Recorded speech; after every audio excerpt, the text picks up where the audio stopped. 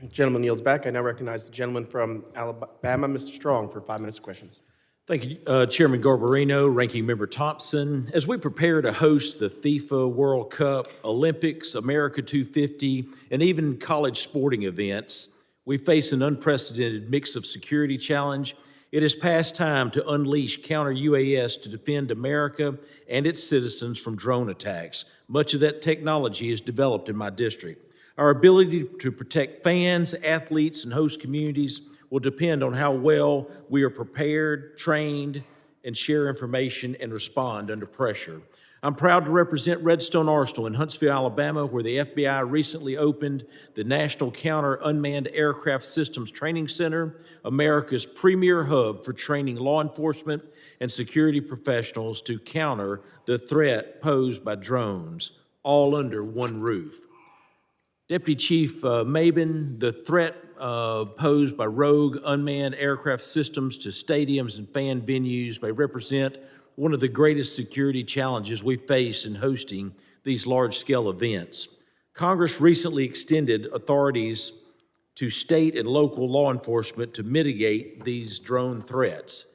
How do you anticipate these expanded authorities will help your officers secure World Cup sites, stadiums, and fan festivals, which is, you think about the World Cup itself, it's equivalent to 7 Super Bowls at the same time?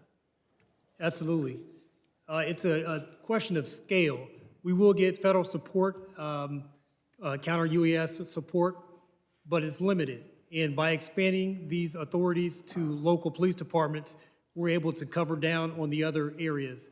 It's more than just the stadium. It's also the FIFA Fan Festival areas. And so once we get the training and procure the resources, then we'll be able to be better positioned to counter any kind of UAS threats. Thank you. Has anyone from your department coordinated with or received training through the FBI's Counter-UAS Training Center at Redstone Arsenal? Yes, sir. We have individuals scheduled to go down for the training right now. Thank you.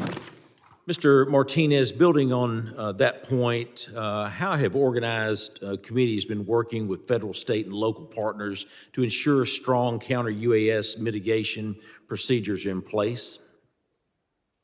So we've been making sure, obviously, that the responsible agencies, as I mentioned earlier, from the Miami-Dade Sheriffs, the City of Miami Police Department, Broward County Sheriffs, and across the state from the Florida Highway Patrol, are able to receive that training. And as I indicated, many have already received it, and those that have not are scheduled to receive it in the next month or two. So working with our federal partners, to ensure that those trainings are provided for those jurisdictions is critical. We're continuing to work, obviously, with our federal partners in communicating, what our overall drone threat plan will be, and collaborating with them on the deployment of these resources. Do you see any gaps in preparedness as we approach summer? Well, the gaps for us is really in the funding. As been highlighted, it is absolutely critical to be able to get this funding. As Congressman Jimenez indicated, the agencies will step up and provide, the resources that are needed.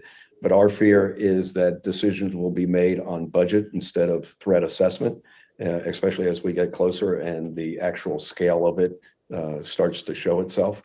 So that's why we feel is absolutely essential to be able to get that money released so the agencies have the comfort in knowing that they will be reimbursed.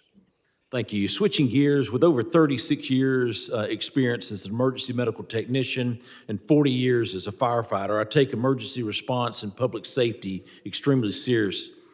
When we host events of this scale, it's critical that fire and EMS officials are not only present, but fully trained, equipped, and integrated into security planning. Mr. Martinez, what are the greatest areas of need for fire and EMS officials ahead of these games, and how are you ensuring they are fully prepared to respond if the unthinkable occurs?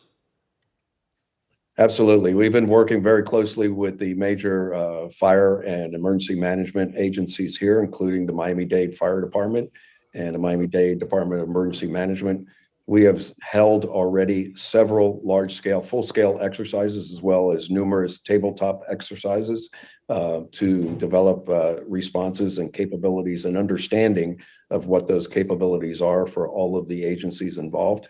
The Miami-Dade Fire Department is taking the lead in coordinating with local municipal fire departments, including the City of Miami, Miami Beach, Coral Gables, for mutual aid and as well as coverage in their jurisdictions. So we feel we have a very strong, assessment of our capabilities as well as training, ongoing training that has been taking place over the last year and a half, and it will continue on leading up to the games themselves. I want to thank all of our witnesses. Mr. Chairman, I yield back. Gentleman yields back, and I recognize the ranking member of the full committee, Mr. Thompson, for 5 minutes. Thank you very much, Mr.